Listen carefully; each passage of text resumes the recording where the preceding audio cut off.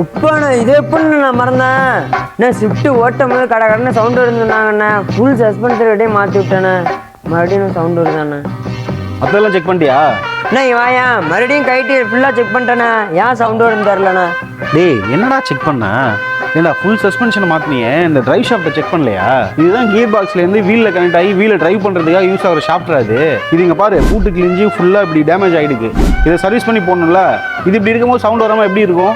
டேய் என்னடா உப்பாண்ணா இது எப்படின்னு நான் மறந்தேன். இந்த ஆக்ட் குடுக்குற வேலையெல்லாம் என்கிட்ட வச்சுக்காதடா. நீ யாருன்னு எனக்கு தெரியும், நான் யாருன்னு உனக்கு தெரியும். நம்ம ரெண்டு பேர் யாருங்கிறது இந்த